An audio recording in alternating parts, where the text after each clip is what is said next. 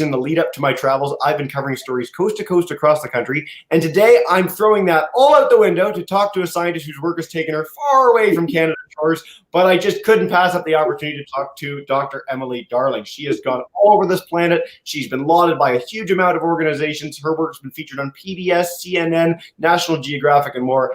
Emily, thank you so much for sitting down with me today. I really appreciate it. Hi, Jesse. It's such an honor, and I'm so glad our paths finally crossed, even in this virtual interweb space. And it's such an honor to be here. Thank you so much. Well, thank you so much. So your work takes you scuba diving. You've explored coral reefs all over this planet. And so for people that might not know, this is increasingly becoming a news story as coral bleaching. But could you explain a little bit about what exactly that is? Sure. Well, you're absolutely right. Coral reefs are some of the most remarkable ecosystems on the planet. They're certainly the ones that have, really breathed life into how I experience the world underwater. These are remarkable systems, metropolises, in our oceans of thousands of species of fish and corals, all sort of intertwined into a functioning system that is so important for hundreds of millions of people around the planet. Healthy coral reefs. So I will get to your bleaching question soon, but healthy coral reefs that are able to grow and reproduce and build can be natural seawalls that protect coastal communities from storms and sea level rise and tsunamis. They host, diverse and productive fisheries that provide food and livelihood for hundreds of millions of people. And so we're worried about them. Coral reefs have dying, and in large part due to coral bleaching. So coral bleaching is related to climate change and the increasingly warm temperatures of our oceans. As we all know, our planet is changing because of increasing carbon emissions, and the oceans actually absorb, 98% of that heat. So that heat is really coming into the oceans, heating up the oceans. And for corals, that means that they're also experiencing much hotter summers, much hotter winters. And because corals are tropical animals, it means that they're pretty good in hot weather, being in the belt of the equator around our planet. But we're worried because they're already living at their threshold normally or naturally. And so as climate change keeps building up the temperature in the ocean, they have no space to tolerate that. And so coral bleaching is a sign of that. It's a stress response where the algae, these little cute symbiotic algae that live in the coral tissue, that relationship, which is so important for the coral, breaks down when it gets too hot. And so that algae, which is very colorful, leaves the coral. The coral is then bleached or white. And basically that's a sign that the coral is starving to death because it doesn't have this energy from the algae anymore. And so when warm waters rise during El Niños or other, climatic events, this can cause mass coral bleaching, where, as we've seen, the Great Barrier Reef in Australia has bleached 3 times in a row. And that was something that's just never been recorded, from scientific records or even from indigenous cultures and oral history in parts of Australia. This has just never been seen before. So a lot of my work has been trying to understand how can we bring together surveys, not only of coral reef health, but also of these devastating bleaching events, to try to understand what are the future trajectories for coral reefs and what can we do as conservation scientists, as applied ecologists, to really put our science where our mouth is. And maybe that's not the right analogy, but put our science where our mouth is to really improve and impact society. Yeah, I think that's a beautiful and definitely a unique analogy in the history of this program. So thank you for that. So coral bleaching, it's an issue. We're facing, not just bleaching, they're facing so many threats. We're losing coral reefs around the planet. If you're in Canada, if you're in Saskatchewan, why does this matter to you? Other than the knowledge that we're losing this diversity, we're losing this beauty, why should we care, really? I think we know why we care, but for someone who's never heard of this before as an issue, what's the interest? Yeah, absolutely. No, I think that's a really important question. And I think there's a couple different ways to approach that. One is that, coral reefs and healthy oceans are incredibly important to us as humanity. So every second breath we take comes from the oceans, and that comes from tiny plants, which turn the energy from the sun into the oxygen we breathe. So having healthy oceans and coral reefs are an very important part of that. Is important to having a functioning planet that continues to provide us with things that we use every day, right now, in fact, like oxygen. But I think more broadly, as a Canadian, I think as Canadians, we really care about the rest of the planet. And I think that's part of our values of who we are.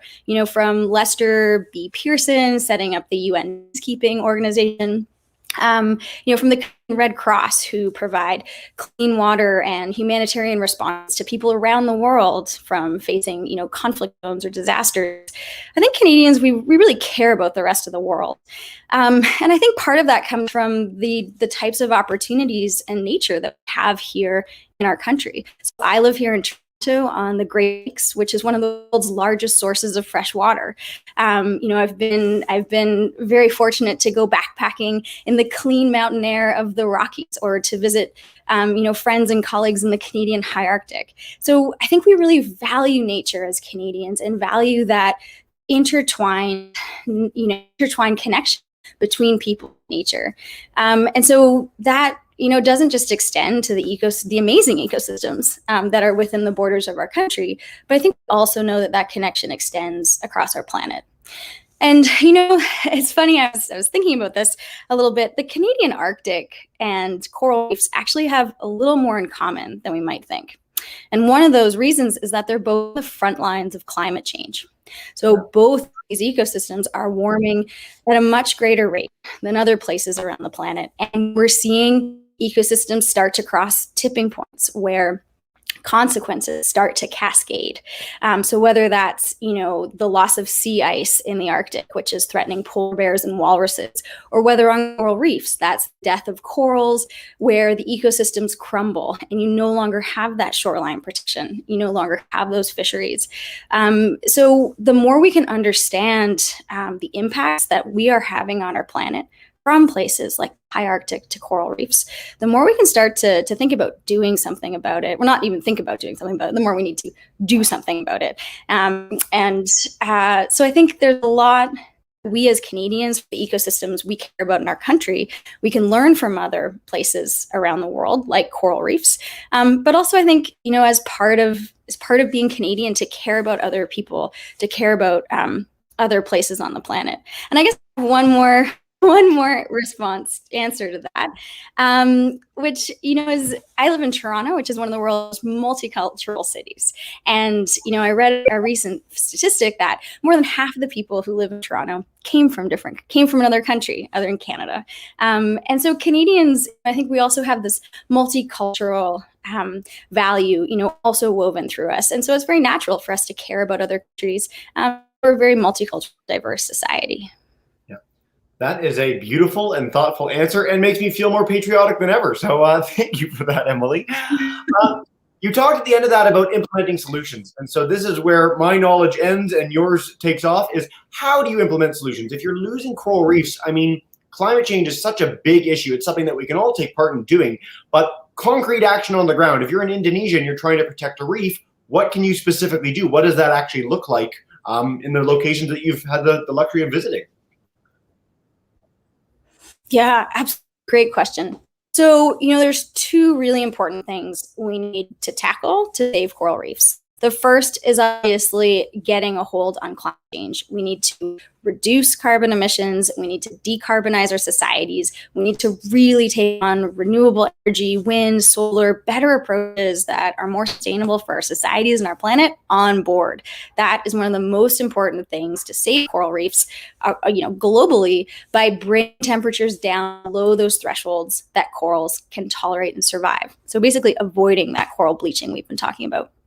But as you say, there's still very important actions we can take on the ground. So one of the most important things about climate change and bleaching for reefs is that it's not a blanket effect on the planet. It's variable. There's variation. And so, unfortunately, that means there's going to be some reefs that are hit more, more than average. But there's also, the flip side of that is that there's reefs that are escaping coral bleaching. So we talk about those as climate refuges, similar to the, glacial refuges that we've learned about during the ice ages, in school. But we're seeing that today for coral reefs. So there are pockets of reef around the planet that are doing better than expected. And those are some of the reefs I've had the privilege of diving on and surveying and working with local communities on how they're going to protect those reefs. So by identifying climate refuges or functioning coral reefs that still, have a lot of biodiversity, that have those ecosystem services and functions that communities want, that's where we really need to tackle local threats. So in places where destructive overfishing, like through bombs or poison or overfishing, can tip an ecosystem into an unbalanced state, sustainable fisheries management is a really important action that can achieve not only biodiversity goals, but also, allow people living on the coast access to better quality fish, better prices for their fish. So you can really achieve social, economic, and ecological goals if you have, appropriate fisheries management. Another really good example of a local threat to tackle be water pollution. So corals are very sensitive, not only to temperature, but also to kind of anything else going on in the ecosystem they don't like. That includes having too many nutrients or too many sediments coming from land-based, agriculture or logging. So coral reefs live on the coastal margins, which means they live right next to land. And so any, pollution that's running off from land can then smother a reef.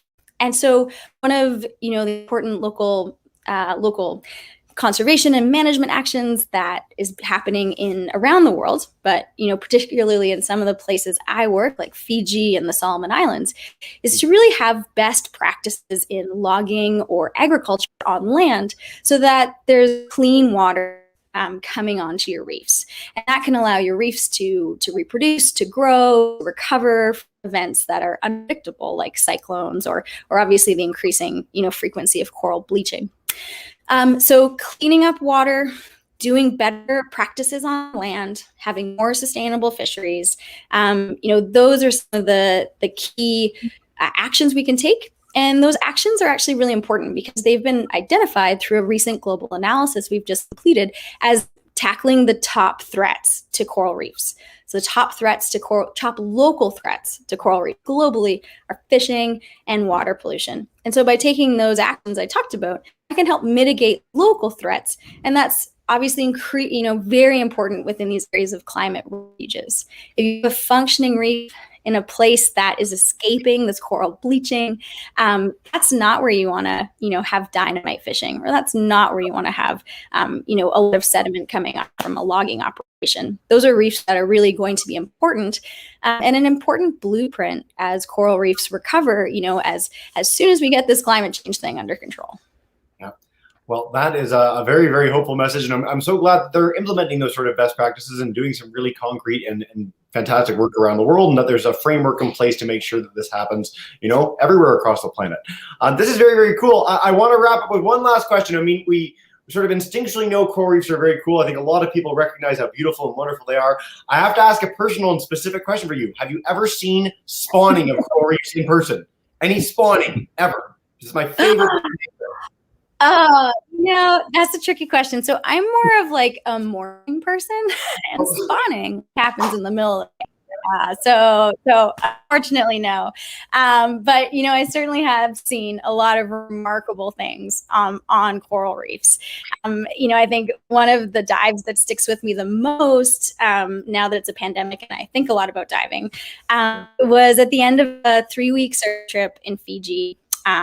2 years ago, and we'd been living with communities on Oval Island, learning about how they traditionally manage their fishery, how they would close their fishery to rebuild fish. So that would be like a bank for the community, that they could eat the fish if there was a disaster. A cyclone came through, so they opened their fishery to be able to feed everyone. Now they're closed again to prepare in case another disaster comes along. So it was this very hopeful message, and we were doing some surveys right near a river mouth, and so that's where you naturally get a lot of sediment coming onto the reefs. And those usually aren't the best dive sites. Like, those are not the ones in National Geographic. So, you can kind of barely see the end of your hand. It's brown, it's kind of gray. The light is filtering through the sediment. The corals sort of look a bit sad and murky, and you're kind of like, man, like, how much longer on this dive have to do?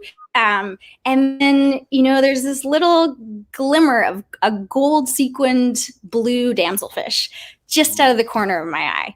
And I'd finished my transects and my science by then.